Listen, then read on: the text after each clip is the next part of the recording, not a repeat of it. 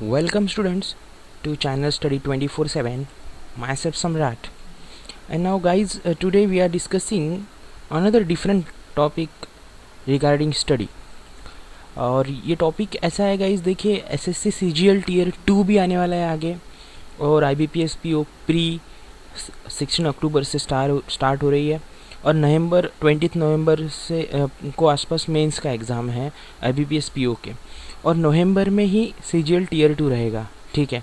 So guys, बहुत से लोग शायद परेशान होंगे कि यार स्टडी को कैसे मैनेज करें सीजीएल टीयर 2 के और आईबीपीएस पीओ के, अगर वो दोनों एग्ज़ाम को प्रिपेयर कर रहे हैं तो। ठीक है। सो गाइज़, ये जो डाउट है ये क्लियर करने के लिए मैंने ये वीडियो आपके लिए अपलोड किया है यहाँ पे। अब इसको हम थोड़ा लॉजिकल वे से सोचेंगे कि सीजीएल टीयर 2 और आईबीपीएस पीओ की दोनों जी एग्ज़ाम की जो लोग भी तैयारी कर रहे हैं वो इन एग्ज़ाम्स में बैलेंस कैसे रखें प्रॉपरली। सो गाइज़, हम स्टार्ट करेंगे। देखिए, सबसे पहले तो टॉपिक्स देखिए दोनों एग्ज़ाम के। अब सीजीएल टीयर 1 हो चुका है ऑलरेडी। सीजीएल टीयर 1 में जनरल अवेयरनेस रहता है, रीजनिंग रहता है, कॉन्ट रहता है, इंग्लिश रहता है, इतनी सारी हमें स्टडी करनी पड़ती है। सीजीएल टीयर 2 में हमें कॉन्ट और हमें इंग्लिश की स्टडी करनी पड़ेगी।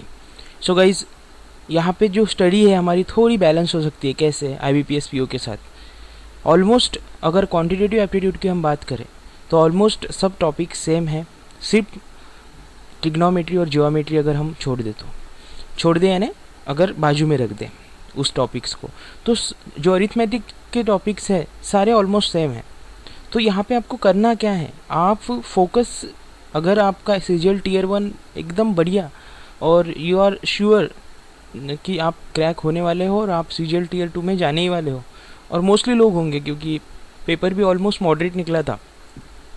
सो गाइज़, आप सीजीएल टीयर 2 को फोकस में लेके पढ़ाई कीजिए। कैसे? अगर सीजीएल टीयर 2 को फोकस में लेके आप पढ़ाई करेंगे तो आपकी आईबीपीएस पीओ प्री की भी पढ़ाई हो जाएगी, मेंस की भी हो जाएगी, और सीजीएल टीयर 2 का भी आपको लोड नहीं रहेगा। कैसे? देखिए, ट्रिग्नोमेट्री जियोमेट्री को तो अभी फ़िलहाल आप मत पढ़िए, अप टू आप 20 अक्टूबर तक तो मत ही पढ़िए, यानी ऑलमोस्ट आपके पास 25 to 30 डेज़ बचते हैं, राइट। तो अगर आपने अभी तक स्टार्ट भी नहीं किया है तो, अगर स्टार्ट किया है तो वेरी गुड। सो आप क्या कीजिए, ट्रिग्नोमेट्री जियोमेट्री को अभी पढ़िए मत। अगर आपने प्रॉपरली पढ़ाई नहीं की है, अगर टीयर 1 में भी आपने नहीं पढ़ा था ट्रिग्नोमेट्री और जियोमेट्री, तो अभी भी आप अगर पढ़ना चाहते हैं टीयर 2 के लिए, आप कॉन्फिडेंट है टीयर 1 आपका निकलेगा, तब भी आप अभी मत पढ़िए, उसको बाद में पढ़िए।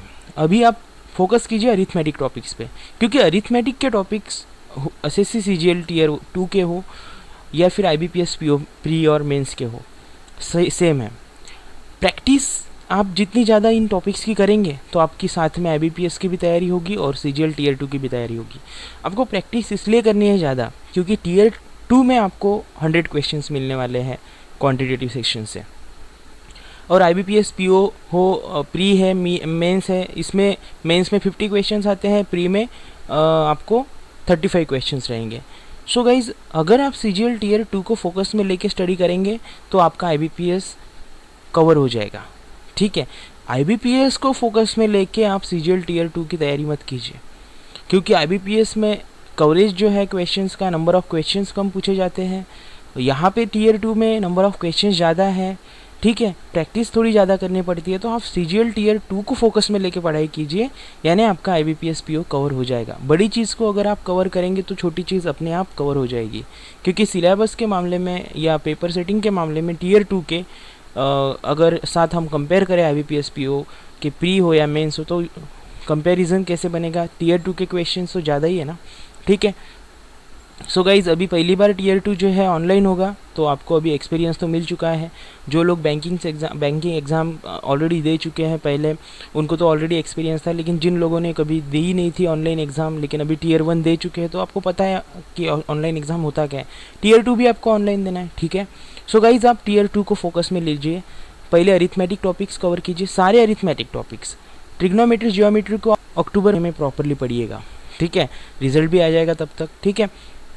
अब क्वांटिटेटिव की बात हमने कर ली, इंग्लिश सेक्शन पे जाते हैं। देखिए, इंग्लिश में क्या करना है, इंग्लिश में तो 200 क्वेश्चंस रहेंगे सीजीएल टीयर 2, तो यहाँ पे भी हमें सीजीएल टीयर 2 के हिसाब से इंग्लिश को प्रिपेयर करना है।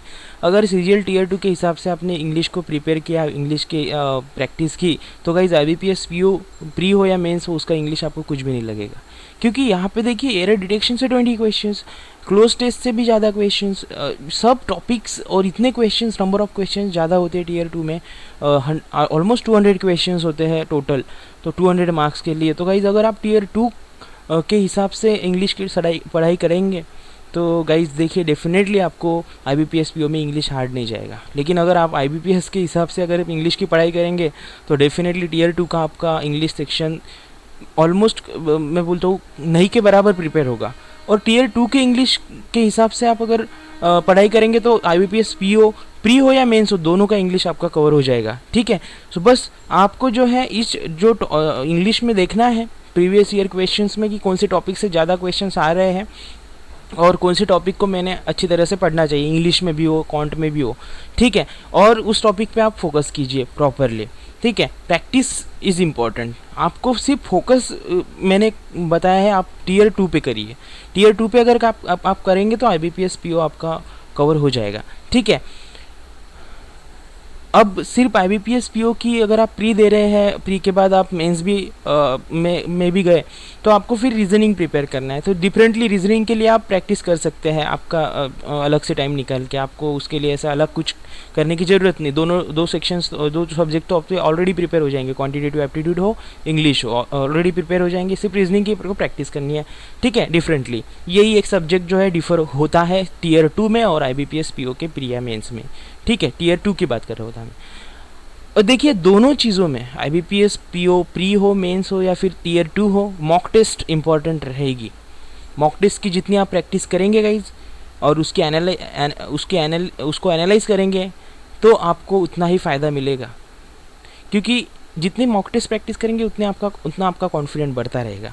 ठीक है, so guys practice more. Mock test आप लगा लीजिए, IBPS PO प्री का भी पैकेज लगा लीजिए अगर आपको जहाँ से भी अच्छा लगता है, और मेंस का भी आप लगा सकते हैं अभी से आपको प्रिपेयर करना है तो।